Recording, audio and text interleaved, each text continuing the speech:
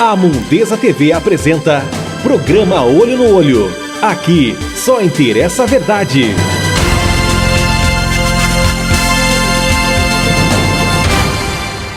Depende de nós, só depende de nós. Só depende de nós. Só depende de mim, só depende de você. Só depende de mim, só depende de você. Olho no olho. Olho é assim que tem que ser. Só depende de mim, só depende de você. É olho no olho, é assim que tem que ser. Só depende de nós. De todos Não nós. adianta brigar. Na internet é fácil reclamar. É preciso debater. Tem que participar. Muito prazer, eu sou o Marcelo Mourão e falo ao vivo em multiplataformas, direto dos estúdios da TV Mundeza em Dourados. Muito obrigado pela sua audiência, pela participação que você tem conosco. A partir de agora, ao vivo para a rede mundial de computadores. Não importa onde você está, o que vale é que nós estamos juntos e assim iremos até o final. Muito agradecido pela audiência, galera que interagiu conosco ontem. Muito obrigado mesmo de coração. Minha convidada hoje é mais do que especial porque ela está no Congresso, ela está no Senado Federal. Começou a acompanhar a política muito cedo, ao lado do pai, que já foi inclusive presidente do Senado da República do Brasil. Foi prefeita por 2 vezes, começou tendo mandato na Assembleia Legislativa de Mato Grosso do Sul. Teve a honra de ser a primeira mulher a presidir a comissão mais importante do Senado Federal. E disputou a presidência também do Senado. Vou conversar hoje, olho no olho, eu daqui e ela direto de Brasília, senadora pelo estado de Mato Grosso do Sul, Simone Tebet. Ó ela aí. Simone, que alegria falar com você. Boa noite. Boa noite, Marcelo. A alegria e a honra é toda minha, né? Poder participar de um programa tão popular como o seu. Como você bem disse, né? Não é só para Dourados e região, nesse mundão de internet, poder, através da TV Mundeza, estar no Brasil e no mundo, porque qualquer um pode, a um clique, poder estar acompanhando tudo que está acontecendo no mundo. Como é muito bom, imagina, eu aqui em Brasília, falando como se estivesse pertinho aí de vocês. E para mim é muito especial, porque depois de praticamente, né, mais de um ano de pandemia, a gente sente muita falta do contato, né, do abraço, do poder ouvir as pessoas, estar no interior de Mato Grosso do Sul. Então, eu me sinto um pouquinho mais próxima de Dourados através do seu programa. Muito obrigada. Senadora, como é receber 2 prêmios, né? Ser reconhecida pelo trabalho, no momento em que há uma banalização da figura do político, há uma mistura da boa política com a má política, uma banalização da política do modo geral. E eu começo perguntando, como é que a senhora recebeu o prêmio do Congresso em Foco, que não é para qualquer um? Congresso são dezenas de parlamentares, foi uma alegria, foi um misto de sentimentos, e por 2 vezes a senhora ganhou esse prêmio? Pois é, Marcelo. Bom, primeiro que eu me senti muito honrada por representar Mato Grosso do Sul. Quem estava ali é uma filha, né, de Mato Grosso do Sul, do interior do estado de Mato Grosso do Sul. Segundo, por ser mulher, não é fácil, Marcelo, nós somos muito poucas. Então, eu fui escolhida entre os melhores parlamentares do Congresso Nacional, fui escolhida como a melhor por 2 anos consecutivos. Eu acho que isso é fruto de muito trabalho, eu sou muito disciplinada, eu sou muito determinada, eu sei que somos muito poucas na política, sei que Mato Grosso é um estado que quase não tem, assim, uma certa imagem da política nacional, poucas pessoas se destacam, então eu falei, sabe uma coisa, eu vou suar a camisa e vou trabalhar bastante por Mato Grosso do Sul e pelo Brasil. E pelo meu perfil, que sou professora de Direito, dei aula 12 anos nas universidades de Campo Grande, acaba que eu acabo também tratando, Marcelo, de questões nacionais, questões que interferem na vida de vocês, no bairro, na questão de saneamento básico, de água, de iluminação pública, né, na economia, no preço do arroz, do feijão. Essas questões tudo dependem de projetos aqui na área da economia. Então, como eu entendo um pouco disso, eu acabei sendo chamada para algumas relatorias. Você mesmo disse, para ser a primeira mulher presidente da comissão mais importante do Congresso Nacional, fui a primeira mulher escolhida por um partido por ser candidata à presidência do Senado. Então, acho que isso tudo deu uma visibilidade nacional, e quem ficou, acho que em evidência, numa boa evidência, foi Mato Grosso do Sul, a região de Dourados, a região de Três Lagoas, a região de Corumbá, a região de Ponta Porã, nossa querida capital. Enfim, todo o Mato Grosso do Sul hoje está muito bem no cenário nacional. Isso faz, Marcelo, de forma prática, para quem está nos assistindo, né, que pode falar assim, o que eu tenho a ver com isso? Isso faz com que a gente tenha força aqui para colocar mais dinheiro aí em Dourados, na região da Grande Dourados, em todo o Mato Grosso do Sul. Tanto é verdade que o ano passado eu estive aí correndo, ninguém soube, de máscara, meio escondidinha, porque estava no período da pandemia, a gente não podia juntar gente, ainda era administração passada, e nós fomos levar um cheque de 5 milhões de reais para o combate ao Covid. Eu consegui arrancar um valor de 30 milhões de reais para combater o coronavírus, para dar para os hospitais. Então, colocamos 5 milhões em cada cidade polo, Três Lagoas, Dourados, Corumbá, enfim, Ponta Porã um pouco menos, que é menor, né, colocamos em Campo Grande, para poder ir um pouco em cada município, né, de porte médio, como Nova Andradina, enfim, para poder não faltar dinheiro para contratar leitos, profissionais da saúde, seringas, equipamentos, remédios, enfim.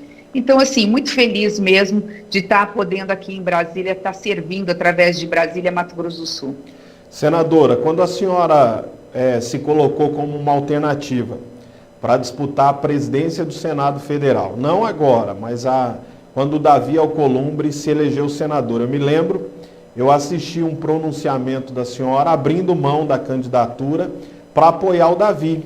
E isso naquela hora, naquele momento, foi um gesto extremamente importante que naturalmente ajudou bastante na vitória do Davi Alcolumbre ao Senado Federal.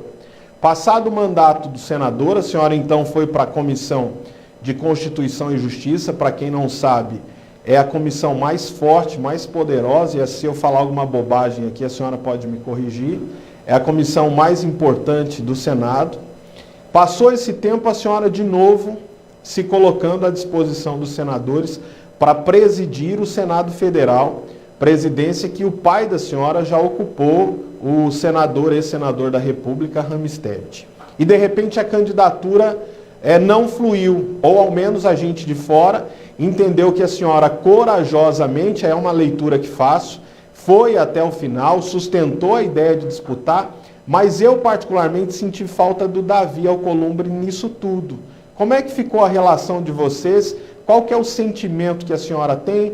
Ou tocou bem, é isso mesmo? Mas eu senti falta dele, de repente, retribuir o apoio que a senhora deu para ele quando ele se elegeu. Como é que ficou essa relação de vocês? Pois é, Marcelo, ao contrário, né? Davi não aceitou a minha candidatura, impôs a candidatura de outro, né? Ele que escolheu o Rodrigo Pacheco como candidato. Lembrando que eu não fui candidata há 2 anos atrás, abri mão, como você falou. Acho que é um pouco da mulher, tem isso, né? A gente tem que parar com isso também, de sempre que abrir mão das coisas, porque ali estava muito claro. O Renan Calheiros ali era, naquela época, o inimigo número 1 do país, havia toda uma rejeição, mas ele era muito forte dentro do Congresso Nacional. Então, se saísse eu, Davi e Renan, o Renan ia ganhar a eleição. Então, eu tive que fazer uma escolha, o Davi não abria mão, o Renan era candidato. A gente sabia que Renan, naquele momento, não era a melhor opção para o país, por uma série de questões que não vêm. Então, eu falei assim, eu tenho que ter um gesto de grandeza, de generosidade, o que é muito comum da mulher que faz política, né? E eu abri mão para o Davi, senão ele não ia ganhar. Tanto que ele ganhou ali, muito apertado, né? Quase que ele, na realidade, houve uma renúncia do Renan, que viu que ia perder, e mesmo assim, os votos foram apertados. E agora, infelizmente, ele não só apoiou a Rodrigo Pacheco, como negociou junto com o governo o apoio ao Rodrigo Pacheco. Mesmo eu não sendo adversária do presidente, eu sou crítica, é diferente, eu sou senadora independente, eu apoio o governo em muitas medidas da pauta econômica, voto na maioria dos projetos com o governo, Mas aquilo que não concordo, aquilo que acho que é alguma discriminação na pauta mesmo de políticas públicas, é óbvio que eu tenho que defender os interesses de Mato Grosso do Sul. E houve uma ingerência, a meu ver, indevida do governo federal na eleição do Senado. Você, como vereador, sabe disso. É natural o prefeito participar do processo com a Câmara, tem que ter um bom relacionamento, mas tem que ter uma independência em nome da harmonia dos poderes. Senão deixa de ser uma democracia e passa a ser uma ditadura. Então, naquele momento, só o que eu lamento é que dos 15 votos do MDB, só 4 votaram em mim. Depois eu fui descobrir a razão e vocês vão descobrir com as denúncias que estão vindo por aí, né? Se criou no orçamento uma emenda muito grande, bilionária, para o relator, e essa emenda bilionária, ela está sendo em forma de recursos extra-orçamentários, ela está sendo, aí vai ser distribuída para senador A, B ou C, que, enfim, não vem ao caso. Então, eu fui perdendo realmente votos, porque foi sendo negociado votos, e agora vai ter que, de alguma forma, esses senadores vão ter que receber essas emendas. Aí não tem, a gente chama de paridade das armas, né? E se você não tem a mesma arma que o adversário, é muito difícil. Mas o importante, Marcelo, eu acho que assim, ficou muito claro.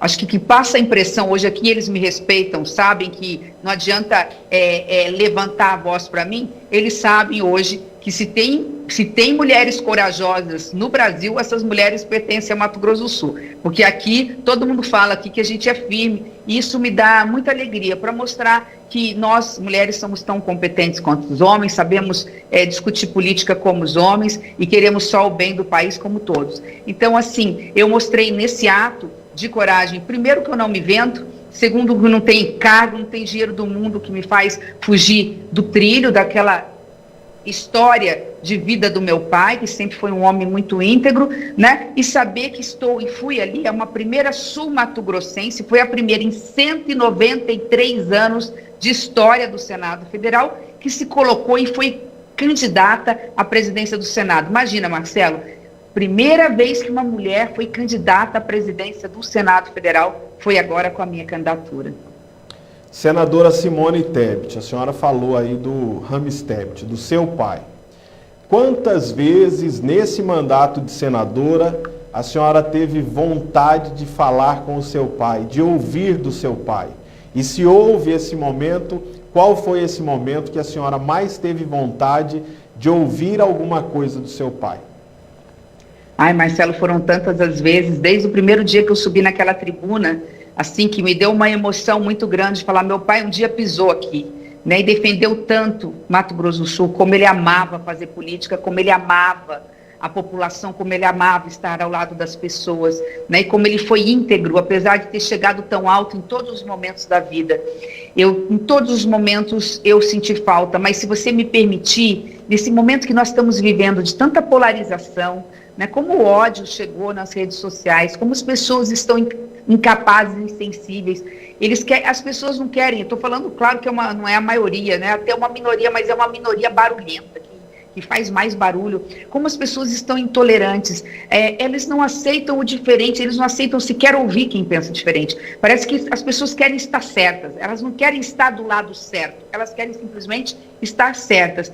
Então, nesse momento de polarização, como faz falta os grandes estadistas? Hoje, se a gente olhar para o Congresso Nacional, com todo respeito aos colegas, eu falo até depondo contra mim mesma, a gente encontra grandes líderes, mas a gente não encontra um estadista, que é aquele que dá o destino, fala, o caminho é aqui. Né? Nós vamos aprovar esses projetos para diminuir o preço do arroz, para controlar a inflação, para gerar mais emprego e renda para a população, para melhorar o serviço de saúde, apesar do SUS estar fazendo bonito no Covid, né, nesse combate à pandemia, o problema não é o Sistema Único de Saúde, o problema é outro, mas como ainda falta, né, como ainda falta dinheiro para a atenção básica, para as nossas UPAs funcionarem, chegarem nas cidades menores, né, como falta dinheiro para os hospitais, para as cirurgias eletivas acontecerem mais rápido, para as pessoas não morrerem na fila dos hospitais porque foram atendidas tardiamente num diagnóstico de câncer. Quantas vidas seriam salvas de pessoas que conhecem, descobrem o câncer muito tardiamente porque ficaram na fila para fazer o exame para ver se tinha um câncer de próstata, um câncer de mama ou qualquer outra doença como essa. Então eu sinto falta do meu pai neste momento, assim, daquela pessoa como o Pedro Simon, que se aposentou, e grandes homens públicos que possam falar, não, vamos parar com isso, vamos parar com essa briga não leva para frente, só leva para os lados, não é isso, o Brasil precisa andar para frente, poder sentar na mesa e falar, o caminho é aqui, vamos lá, agora é hora de apertar as mãos, agora é hora de pensar no povo brasileiro que está morrendo por falta de vacina, porque a vacina está chegando tardiamente no braço das pessoas. Eu sei que aí mesmo, em Dourados, quase 500 pessoas já morreram, sei que tem fila ainda de pessoas, ainda que não são tantas, mas para poderem entrar na UTI. Então, eu acho que é esse momento, o momento mais difícil da história do Brasil, dos últimos, talvez, 20 anos, por conta da pandemia, é o momento que eu mais sinto falta de pessoas como meu pai na política. Para você assistindo a gente em multiplataformas, o bate-papo hoje é com a senadora da República Sul-Mato-Grossense, Simone Tebet. Muito obrigado. Para você que nos acompanha no YouTube, no Facebook, agradecido pela sua audiência, uma grande alegria ter você. Senadora Simone, a senhora falou da pandemia, deu números aqui, está acompanhando mesmo que daí tudo que está acontecendo aqui, porque realmente são esses os números.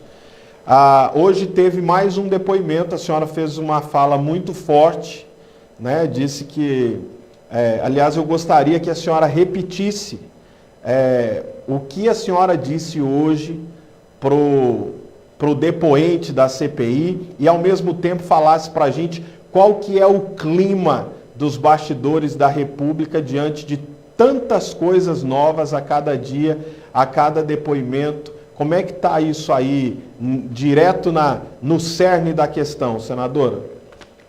Bom, assim, de forma bem objetiva, porque foi uma fala de 15 minutos, mas se eu puder resumir aí em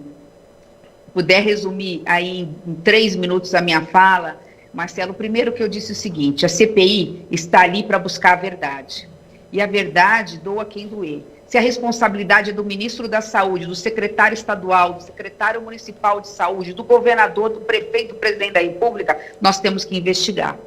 Mas começamos por uma ordem cronológica, primeiro com o governo federal, e aí se tiver denúncias de estados e municípios, aquilo que foi da nossa responsabilidade, porque é importante também dizer, né, nós não podemos tirar autonomia pelo Pacto Federativo dos municípios, através da Câmara de Vereadores, e dos estados, através das Assembleias Legislativas, cumprirem as suas atribuições. Mas ali nós buscamos a verdade. E hoje nós tivemos a presença do ministro Pazuello, que foi o ministro da Saúde que mais ficou do governo do presidente Bolsonaro, e ali ele, infelizmente, ele se protegeu de um habeas corpus preventivo para poder ali dizer o que queria, sem, inclusive, ter medo de ser preso. Não que a gente fosse prender um ministro, que é um general, mas o fato dele ter esse HC não permitiu extrair dele toda a verdade. Então eu chamei ele à responsabilidade, falei, ministro, as mentiras, elas têm consequências, ou dentro da CPI ou fora. Alguém tem que pagar essa conta, porque não é possível que só o Brasil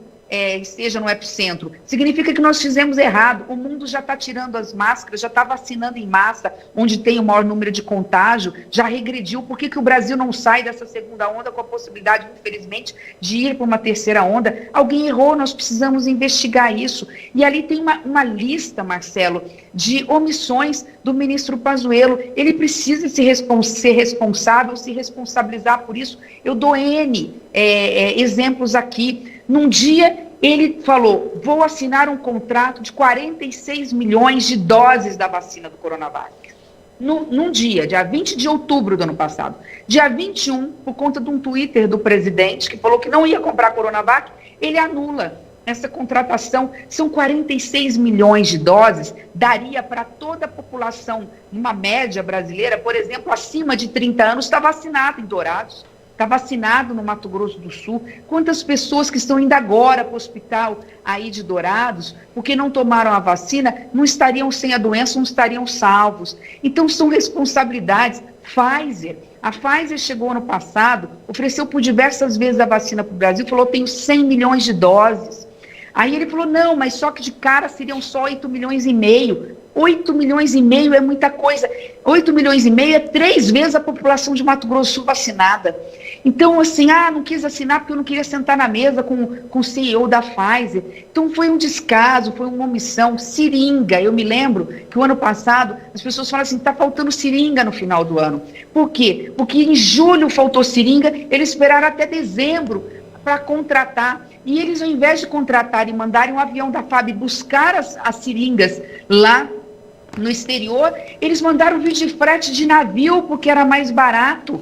Como assim? Tinha dinheiro em caixa, manda um avião que em 24 horas chega aqui. Não, vai esperar 30 dias um navio para seringa, para colocar sedativo, para aliviar a dor dos nossos pacientes nos hospitais. Então, sim, poderia dar uma série de exemplos, Marcelo, da omissão do governo, a falta de campanha publicitária. Um diz que deve usar máscara, outro dá exemplos não usando máscara. Não teve campanha publicitária sobre isolamento, ninguém está falando de lockdown. O comércio precisa vender, precisa gerar emprego, precisa contratar. O agronegócio é forte sozinho, não sustenta a economia, ninguém está falando isso não, mas um mínimo de distanciamento social, fazer toda uma política sanitária, a gente não viu isso, e agora nós estamos perdendo irmãos, nós estamos perdendo amigos, nós estamos perdendo pessoas queridas que com idades tão novas. Marcelo, hoje eu me emocionei, porque nós estamos falando ali de 441 mil almas perdidas prematuramente. Não é culpa de A, de B ou de C, mas se a gente tivesse sido eficiente no combate ao coronavírus, esse número seria pela metade. Quantos pais têm filhos nascendo, órfãos de pai, órfãos de mãe, que não vão conhecer, avós virando pais porque os pais morreram. Ou mesmo nós perdendo os nossos avós, os nossos pais que já estão com 70, 80, 85 anos. Então, assim, alguém vai ter que ser responsável, alguém vai ter que pagar essa conta e alguém vai ter que dar satisfação para a população brasileira. Mas eu finalizei me dirigindo ao general, porque ele é general, e falei, olha, general, a sua estratégia deu muito errada, porque todo mundo sabe que numa estratégia militar, ninguém vai para a guerra em campo aberto. E, infelizmente, né, o ministro nos jogou a todos nós numa guerra civil contra esse vírus mortal em campo aberto, sem arma, sem vacina. Aí eu comentei, acabou de sair agora no Jornal Nacional a minha fala, né? Simplesmente com isso, é como se nós estivéssemos com uma camiseta, chamando o vírus com alvo, né, aqui no peito, no pulmão, chamando o vírus, pode vir, porque eu não estou imunizada, eu não tenho vacina. Então, assim, tive que ser firme, tive que ser dura, porque não é possível nós só, diante de tanta tragédia, de tanta dor, vermos autoridades tão insensíveis com essa pandemia. Desculpa a demora na pergunta, mas eu acho que é isso que está movendo o país. Hoje eu apareci no top trends do Twitter, né, por conta da minha fala firme com o ministro, mas foi assim, imbuída da melhor intenção, da emoção de saber que as autoridades públicas, sejam elas quais forem, prefeito, governador, secretário estadual, municipal, governo federal, Ministério da Saúde, mas nós vamos ter que prestar contas, porque a soberania popular, quem manda é o povo, e quem está sofrendo, quem está indo a combate, como disse, sem vacina, é a população, são soldados, nós somos soldados, que, como disse, não fogem à luta e que estamos morrendo nessa batalha simplesmente por inoperância, por incompetência, por omissão das autoridades públicas. Senadora Simone, vou mudar um pouquinho o olhar da pauta aqui para acelerar mesmo, para tentar extrair tantas coisas que a gente tem curiosidade e vontade de saber. A senhora é casada com um deputado estadual, o deputado Eduardo Rocha, e eu queria saber como é que é ser esposa de um político e como é que é sendo política, né? Exercendo o mandato. Eu imagino a correria que é a vida da senadora e a luta que é a vida do deputado. Quando vocês se veem, quando vocês conversam, como que é essa agenda? A senhora aí em Brasília, ele aqui no Mato Grosso do Sul, ele vai para aí, a senhora vem para cá no final de semana. Como que é essa relação entre duas pessoas que exercem mandatos, que estão fazendo política? Eu queria que a senhora falasse para a gente, é uma curiosidade que muita gente quer entender e saber. Bom, Marcelo, primeiro que não sou eu que sou esposa dele como político. Ele que é meu marido como político, porque, nesse caso, não é nenhum discurso feminista, não, que eu tenho a maior honra de ser esposa dele, mas é que, nesse caso, eu que comecei primeiro na política. Eu comecei como deputada, ele ainda não era político, né? Depois eu fui prefeita de Três Lagoas e, em seguida, ele saiu candidato a deputado estadual depois da minha reeleição de prefeita. Então, nessa conta aí, por conta disso, só por conta disso, ele que é marido da política. Mas, assim, eu não só com ele, mas em relação à minha família, né? Eu abri mão da minha vida social. Quem está me vendo agora, muitas vezes deve estar me vendo pela primeira vez, né? Eu sou um pouco tímida, um pouco avessa à fotografia, eu tenho, assim, essa coisa muito de preservar um pouco a identidade minha, da minha família, das minhas filhas, mas, assim, eu abri mão da minha vida social. Então, assim, eu raramente vou a um casamento, a uma festa,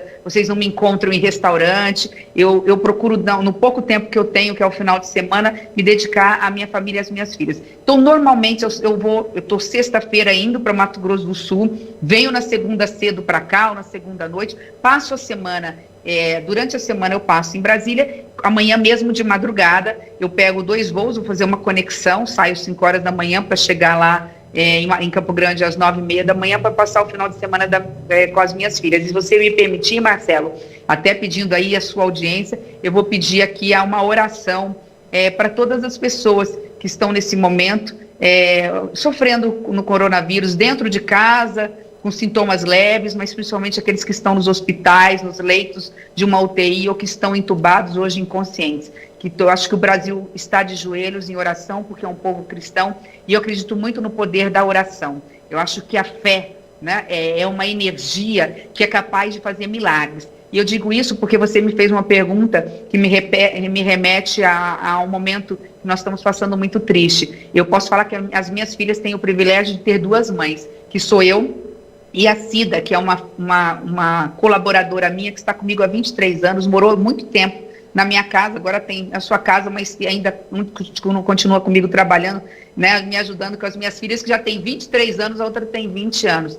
E ela tem muita comorbidade, tem 64 anos, ela está hospitalizada com pneumonia por conta do coronavírus, né, um estado delicado. Então, em nome da Cida, assim, eu peço uma oração para todas, para todos, que Deus possa realmente ter misericórdia de todos nós, e que possa realmente trazer essa vacina o mais rápido possível para o braço do sul-mato-grossense, para o braço do brasileiro, e que nós, em oração, possamos fazer um milagre na família dessas famílias, para as vítimas dessa pandemia do coronavírus. Amém. Nosso sentimento bom para a Cida e para todas as pessoas que precisam voltar para casa com saúde, firmes e fortes. As nossas boas energias à Cida e a todos os outros, senadora. Caminhando para o final, eu quero perguntar o seguinte: senadora Simone Tebet, a senhora se arrepende de alguma decisão política que tomou? Se arrepende de algum discurso ou pronunciamento que fez? Ou de algum gesto? A gente falou aqui ainda há pouco da renúncia que a senhora fez de disputar a presidência do Senado, né? Teve um gesto que poucas pessoas que estão fazendo política têm a coragem, a hombridade de fazer. Mas esse outros, tem algum assim que marcou e falou: Marcelo, eu faria diferente, eu não agiria daquela forma, que a senhora pudesse compartilhar com a gente? Marcelo, a gente erra tanto, né? A gente tem que ter a humildade de saber que erra. Há erros que são mais fáceis, a gente até esquece. Há outros que, como eu disse hoje para o ministro Pazuello, ministro, há erros que borracha nenhuma é capaz de apagar na nossa biografia, né? Mas, assim, eu acho que são erros menores, porque, assim, eu não lembro de nenhuma decisão que eu tenha tomada, que eu tenha falado assim: puxa, não deveria ter feito. Porque isso é uma coisa que eu tenho, assim, com muito orgulho, porque cumpri como missão mesmo. Eu sabia que tinha 2 compromissos na minha vida política: de honrar as mulheres, porque somos poucas na vida pública, somos muito poucas em todas as áreas, né? E honrar a memória do meu pai. Então, eu posso falar, assim, que se é uma coisa que nunca me seduziu, foi o dinheiro fácil. Nunca me seduziu aquilo que não é meu. Então, acho que esse é o maior dos erros, da população, do político, dos poucos políticos que cometem esse erro, porque a corrupção ela mata, a corrupção ela tira dinheiro da saúde, da educação, da segurança pública, da obra tão necessária, do saneamento básico, que é tão necessário, de tratamento de esgoto para salvar crianças da mortalidade infantil, e esse erro eu sei que eu não tenho na minha vida, eu posso dormir tranquila. O fato de ter aberto mão da presidência do Senado há 2 anos atrás, eu tinha a presidência garantida, eu seria presidente do Senado se eu tivesse enfrentado naquele momento, é o que os meus colegas diziam, mas nem disso eu me arrependo, eu acho que esse gesto foi importante. Eu não podia correr risco de ir para um segundo turno naquele momento, então assim, nem disso eu me arrependo.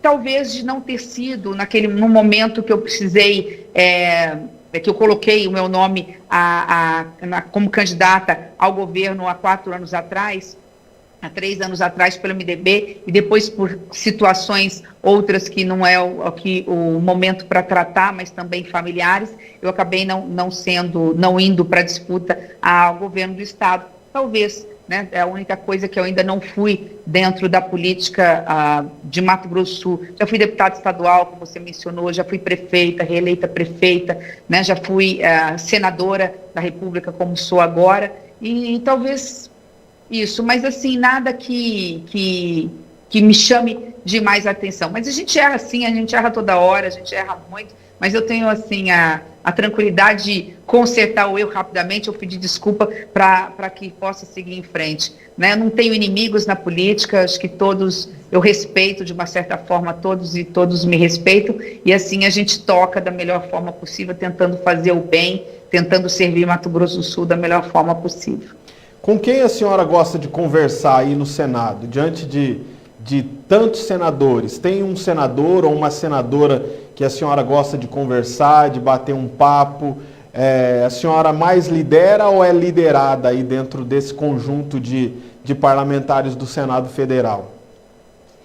Bom, junto às mulheres, hoje eu também tenho a honra, eu tenho muitas primeiras vezes na minha vida. Eu falo que tem hora que eu não sei se eu tenho orgulho disso, ou se eu tenho tristeza de saber que em pleno século XXI eu sou a primeira mulher em muita coisa, né? Eu fui a primeira mulher prefeita de Três Lagoas e reeleita prefeita, fui a primeira mulher vice-governadora de Mato Grosso do Sul, a primeira... A gente está ao vivo com a senadora Simone Tebet, eu acho que ela apertou um botãozinho ali sem querer. Vamos esperar ela voltar para a gente continuar o bate-papo, que está muito legal. E amanhã eu vou estar ao vivo aqui, a partir das 19h30, para a gente fazer uma festa. Tem sorteio de prêmios, tem muita coisa bacana, muita coisa legal. Voltou, senadora? Desculpa, voltou. Peço desculpa. Tranquilo. Caiu de alguma forma aqui a internet. Então, assim, finalizando, eu fui a primeira líder da maior bancada do Senado Federal, que é o MDB, a primeira mulher presidente da Comissão Mista de Combate à Violência contra a Mulher, a primeira candidata à presidência do Senado, e agora a primeira líder da bancada feminina, foi criada a liderança da bancada feminina. Então, assim, na bancada feminina, eu sou encarregada de liderar a bancada. Mas a gente aqui, todos os senadores têm o mesmo nível de trabalho, a gente se respeita de forma igual. Agora, tem uma pessoa na área jurídica, quando eu preciso me aconselhar, porque eu também sou professora de Direito, e eu gosto muito dos posicionamentos equilibrados, que é o senador Antônio Anastasia, de Minas Gerais. Ele é o professor de todos nós aqui, e eu sinto honrada de ser a sua colega. Agora, tenho um orgulho danado da bancada feminina, todas elas, porque independentemente da posição ideológica, a bancada feminina tem gente de esquerda, gente de direita, gente de centro, gente que é mais conservadora, gente que é mais liberal. A bancada feminina tem surpreendido, então a gente conversa muito entre nós. Se pudesse falar assim, quem você mais conversa, são com as senadoras. Somos poucas, de 81 senadores, nós somos 12 mulheres, mas a gente sabe fazer barulho. Eu falo uma frase que, assim, a imprensa gostou outro dia que eu falasse, eu falo o seguinte: a mulher entrou na política para fazer a diferença, para tentar trazer harmonia, né, naquela sintonia fina de tocar violino, né? Então aquela música constante, suave, do equilíbrio, mas também a gente é capaz, nos momentos difíceis, de rodar a baiana, né? A gente é capaz, se precisar, tocar um tambor bem barulhento para poder defender os interesses e os direitos que a gente acredita. Então, acho que essa mistura no Brasil está faltando. Nós somos poucas no poder e a gente nem quer ser 50% de mulheres na política. Não é isso que a gente quer. A gente quer estar na média do mundo. Qual é a média mundial de mulheres na política? 30%. 70% de homens, 30% de mulheres. Eu acho que faria toda a diferença, principalmente na pauta social, na pauta relacionada a emprego e renda, da educação de qualidade, com investimentos na saúde pública, na área de habitação, casa popular, enfim, de programas de assistência social, de auxílios. Eu acho que ainda falta muito para a gente ter a representatividade da mulher brasileira no Congresso Nacional, em todos os setores. Senadora Simone, a senhora estava falando aí, eu lembrando aqui, né, acompanhando as discussões, e aí se a senhora tivesse a oportunidade de falar a sós com o presidente da República, sem tribuna, sem câmera, sem ninguém, se a senhora tivesse esse momento com ele, olho no olho, a senadora Simone Tebet e o presidente da República, o que a senhora falaria para ele hoje, agora? Marcelo, você sabe que eu tive essa oportunidade lá atrás, no início do mandato dele, eu tomei um café da manhã com o presidente. Só estávamos eu, ele... Foi o único café? No Palácio, sim. No Palácio, sim. E eu falei isso para ele, falei, presidente, o senhor tem uma coisa, o povo lhe deu algo que não deu para nenhum presidente. O povo lhe deu um Congresso Nacional todo renovado. Na Câmara dos Deputados, houve uma renovação de mais de 60% são deputados novos. No Senado Federal, Marcelo, dos 54 que foram para a eleição, só voltaram 8. 8 dos 54. Então, o senhor tem a oportunidade de fazer o seu governo com as pessoas de bem. Peguem todos que não sejam viciados em corrupção, todas as pessoas que são, como o seu perfil ideológico, de centro-direita, não importa, mas se junte a essas pessoas e coloque o seu plano de governo na rua. Eu poderia hoje repetir a mesma coisa. Presidente, por que o senhor não fez isso? Né? De se ligar ao centrão que é do toma lá da cá, vota com o governo a não ser que se tenha cargo, a não ser que se coloque mais emenda extra-orçamentária. A gente sabe onde isso dá. Lula fez isso no passado, Dilma teve que fazer isso não dá certo. Então, se eu pudesse dar um conselho, porque, repito, eu não sou oposição e nem sou governo, eu sou uma senadora independente que voto com o presidente em muitos momentos, nos projetos importantes, eu mais voto a favor, pouquíssimos projetos eu voto contra. Eu diria para ele, presidente, se cerque de pessoas de bem, né? Ouça o outro lado também, não ouça só um lado, porque o senhor é o presidente de todos nós, o senhor tem que governar para todos, né? Essa é a arte da política, a arte de dialogar, é a arte de chegar num consenso, né? A arte de olhar e compreender também quem pensa diferente. Quem sabe assim, até que a gente consegue mudar um pouco aquilo que pensa, aquilo que a gente faz. Mas, enfim, se eu tivesse a oportunidade, vou aproveitar, Marcelo, e falar assim, olha, estou aqui, presidente, porque tem um vereador aguerrido lá de Dourados que falou assim, olha, o que o senhor diria? Então, agora eu quero repetir tudo que eu disse para o senhor aqui. Eu vou, quem sabe, depois da pandemia, ter essa oportunidade de novo. Tá bom. Senadora, 2022, de 0 a 10 ou de 0 a 5, qual é a possibilidade da senhora disputar o governo do Estado? Marcelo, isso não está na minha mão, porque o MDB, o meu partido, tem um candidato que é o candidato da preferência do partido, que é o ex-governador André Cuccinelli. Como eu disse para você, eu sou pessoa de consenso, né? Eu não imponho nada. Se eu puder, eu sou candidata à reeleição ao Senado Federal. Acho que aqui tenho procurado atender o Estado com obras, com recursos dentro do possível. Como eu disse, eu já mandei mais de 10 milhões para Dourados e agora numa emenda de bancada, em breve, o nosso prefeito Alan, que é esse jovem extraordinário que está tentando, apesar de toda a dificuldade aí, reerguer Dourados, vai receber 30 milhões de reais de emenda de bancada aqui dos deputados e senadores num conjunto de um acordo que a gente fez para obras de infraestrutura, para fazer asfalto, drenagem, para atender aí as demandas, iluminação pública, eu não sei o que ele está pensando, né? Porque hoje eu recebi de de um correligionário de Dourados aí, falando, senador, nossa cidade é tão progressista, Dourados é tão grande, mas está faltando iluminação pública, as ruas estão muito escuras. Ele que disse, não sou eu que estou falando, eu só estou retransmitindo aqui. Então, se eu puder, sou candidata à reeleição. Se o MDB não tiver candidato, como eu disse, eu não fecho as portas, né, posso sim vir candidata ao governo. Mas a gente não pode esquecer, né? Como eu disse, a gente tem que ter sempre humildade, que quem decide é o povo. Então, as pesquisas também têm que dizer se eu tenho ou não popularidade, ou pelo menos visibilidade, ou pelo menos na qualitativa, não, mas na quantitativa não, mas na pesquisa qualitativa, se eu tenho conceito para também concorrer ao governo do Estado. Como o atual governador já não pode disputar, né, acho que tem uma avenida muito grande aí para haver nomes circulando. Hoje o meu candidato, meu pré-candidato, que a gente não pode falar de candidatura, do MDB, é o ex-governador André Putinelli. Senadora Simone, saindo do Mato Grosso do Sul, com essa regra política eleitoral, né, na eleição passada todos os partidos tiveram que lançar os seus candidatos, a gente olha para o Senado Nacional, vê o governador de São Paulo, João Dória, com possibilidade de disputar a presidência da República, o Eduardo Leite, lá do Rio Grande do Sul, com a possibilidade também de fazer uma disputa a presidente da República. E aí eu não consigo visualizar também, fora desse cenário, dessa polarização, Bolsonaro, Lula, outros nomes. Mas a senhora é do MDB há muito tempo. Outro dia eu vi também, acredito que no UOL, uma citação que o MDB estava fazendo essas discussões, e quando eu olho para o MDB no Brasil, eu não consigo identificar de cara uma liderança que pudesse encampar um projeto desse.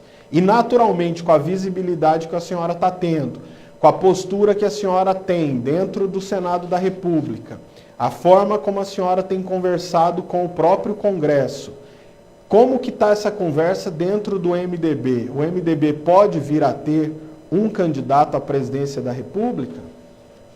Você está bem antenado, viu, Marcelo? Você está na ponta da linha mesmo, como grande comunicador que você é. O MDB é o maior partido de centro do Brasil. É aquele que pode colocar na mesa para conversar os extremos. Vem aqui, vamos conversar, o país não está num momento bom na economia, vamos consertar isso. Fez isso no passado, lá na redemocratização, e agora também pode fazer isso. Pode ser o fiel da balança para construirmos uma grande candidatura de centro, numa união democrática. E o partido tem, sim, discutido. O presidente Baleia Rossi está conversando com as 60 maiores lideranças do MDB. Senadores, deputados federais e lideranças de governadores no Brasil. Falou com ex-presidentes, com o ex-presidente Temer. E circula, sim, nas redes sociais da militância do partido, 2 nomes. Um do ex-presidente Michel Temer e o meu, pelo fato até de ser mulher, que seria a única, a princípio, candidata mulher à presidência do Senado, à presidência da República até agora apresentado. Então circula isso, mas é algo que está se iniciando, é algo que tem que ser debatido dentro do partido, e a gente está retardando isso porque nós estamos muito focados nesse momento com a questão da pandemia. É muito difícil falar de eleição, de falar de política, quando a gente vê que esses números pavorosos de mortes diárias não caem.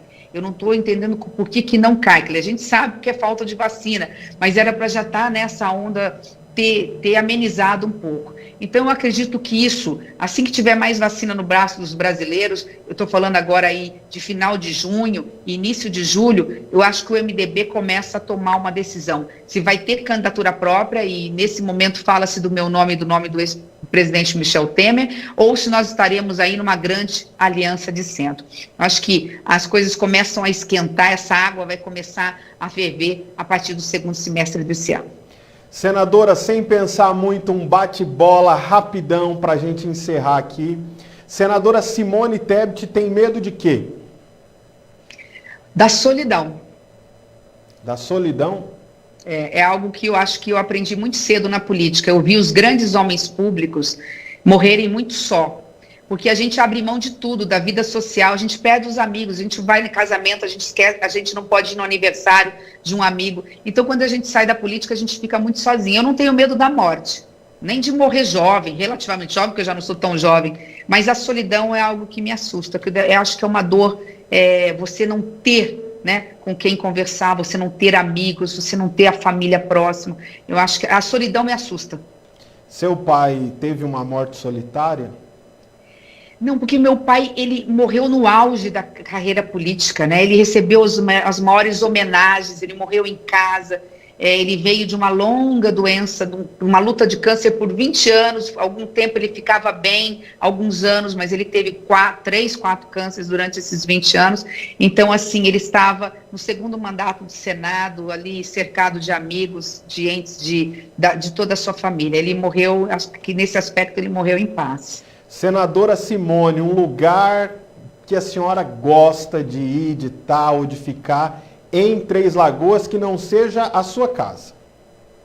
Bom, em Três Lagoas eu gostava muito de ficar no sítio, que era à beira do Rio Paraná, né, com muito silêncio, ouvindo um pouquinho os pássaros, que a gente nesse tumulto sente muito falta desse contato com a natureza. Eu fui criada, meu avô tinha fazenda aí em Carapó, que é nossa propriedade rural, ficou para mim agora, né, portanto, de alguma forma eu tenho uma ligação muito grande com a região da Grande Dourados. Passei minha infância em Vicentina, Carapó, Fátima do Sul, que é onde meu avô praticamente viveu a sua vida inteira, então eu gosto muito da natureza, do contato, então é algo que eu sinto muita falta.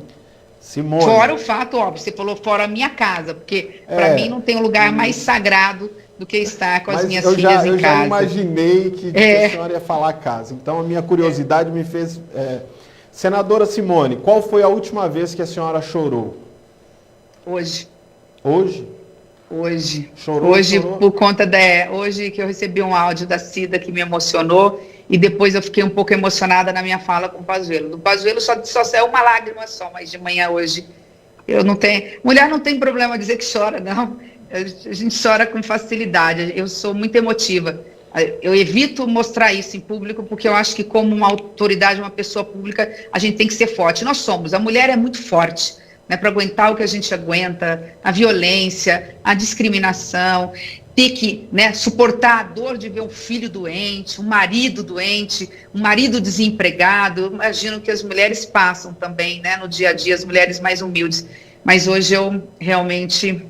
Hoje me veio assim o nome de muitas pessoas que já nos deixaram por conta da pandemia, alguns amigos que estão entubados aí, porque a gente conhece muita gente em Mato Grosso do Sul. Então hoje foi um dia que eu chorei. Um dia pelo outro, qual é a média de horário que a senhora dorme? Olha, graças a Deus eu durmo bem. Eu durmo uma média de 6h30, 7 horas. Tá bom, né? Eu durmo tarde. O ideal seria pelo menos 8 horas. Mas isso já foi passado. Isso é antes de ter filho. Antes de ter filho, eu dormia 9 horas, até 10. Depois que a gente tem filho, amamentei muito tempo. Era aquela choradeira de 2, 3 em 3 horas, acordando para amamentar. Ou elas sempre acordam muito cedo. Antes de ter filho, a gente dorme 8 horas, 9 horas. Mas depois disso não tem jeito, não. Mas eu durmo uma média de 7 horas. Acho que dou conta aí.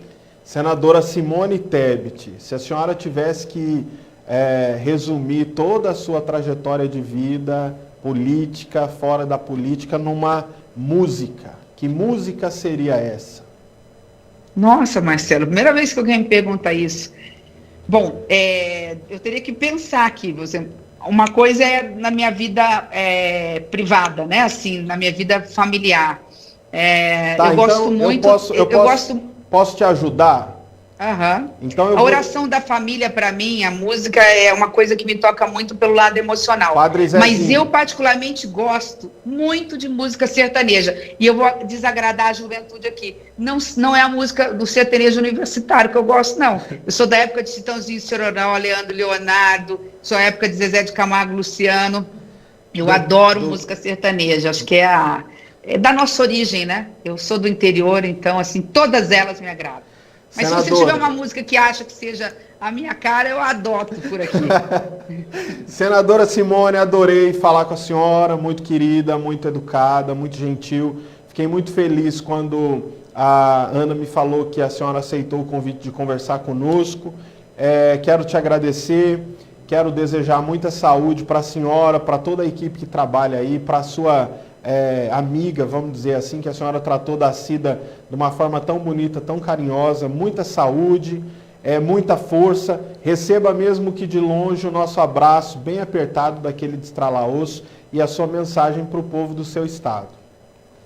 Bom, Marcelo, só agradecimento, obrigada pela oportunidade, né, dizer para Mato Grosso do Sul, através de Dourados e toda a região, que a minha missão é servir. E eu sirvo a Mato Grosso do Sul, defendo o Mato Grosso do Sul por amor a essa terra e a nossa gente.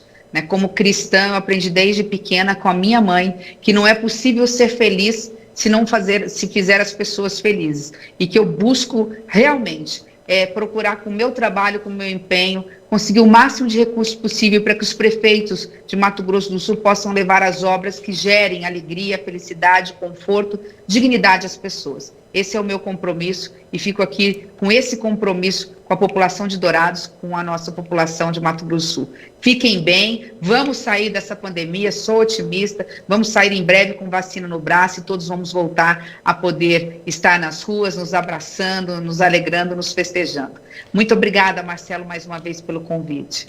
Senadora Simone Tebet, fiquei aqui com um montão de perguntas aqui, mas agradeço imensamente, fica com Deus, saúde, obrigado e até breve, a gente se vê por aí. Tchau, tchau Simone, tchau gente, olha, foi muito legal, né? Ela é muito querida. Obrigado, gente. Até o próximo bate-papo, valeu, a gente se vê por aí, tchau.